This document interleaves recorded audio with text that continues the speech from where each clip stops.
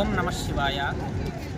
మనం సప్తమోక్షపురిల్లో ఒకటైన కాశీక్షేత్రం అయోధ్య, మధుర, మాయా, కాశీ, కాంచీ, అవంతికాపురి, ద్వారావతి చైవ సప్తైతే మోక్షదాయిక అని సప్తమోక్షపురుల్లో ఒకటైన కాశీక్షేత్రంలో ఉన్నాము.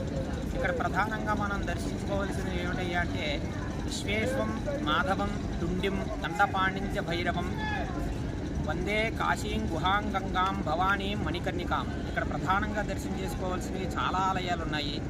అందులో మనం వెళ్ళినప్పుడు ప్రధానంగా దర్శనం చేసుకోవాల్సింది విశ్వేశ్వరుడు, అలాగే మాధవుడు. పంచమాధవ క్షేత్రాల్లో ఒకటైన ఒక మాధవుడు, బిందు మాధవ స్వామి ఇక్కడ ఉన్నాడు, కొలువై ఉన్నాడు.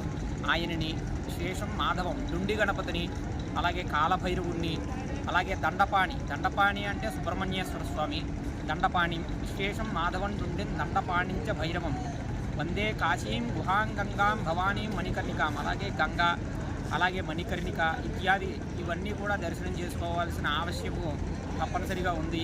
అలాగే ఇక్కడ వారాహి అమ్మవారు, ఇతరత్ర దేవాలయాలు, కేదారేశ్వర స్వామి ఆలయము, మహిమాన్వితమైన ఎన్నో ఆలయాలు. ఇక్కడ దేవతలందరూ కూడా స్వయంభూగా వెలిసి ఉన్నారు.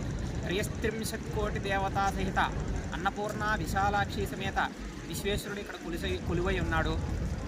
అలాగే అన్నపూర్ణ అమ్మవారు, కాశీ విశాలాక్షి అమ్మవారు ఇత్యాది దేవతలందరూ కూడా ఇక్కడ కొలువై ఉన్నారు. అటువంటి మహత్తర క్షేత్రంలో మహాశివరాత్రి సందర్భముగా స్వామివారికి ఏకాదశ రుద్రాభిషేకం అనేది సంకల్పించి ఉన్నాము.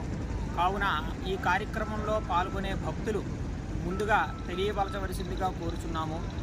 అలాగే విశ్వేశ్వరుడి అనుగ్రహం పొందవలసిందిగా కోరుచున్నాము. మహాశివరాత్రి సందర్భముగా అనగా తేదీ 26వ తారీఖున మహాశివరాత్రి.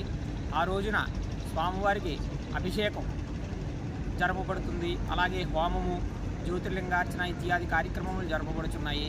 వాటిలో అందరూ కూడా తమ వంతు సహాయంగా పాల్గొని ఆ యొక్క విశ్వేశ్వరుడి అనుగ్రహం పొందవలసిందిగా కోరి ప్రార్థిస్తున్నాము.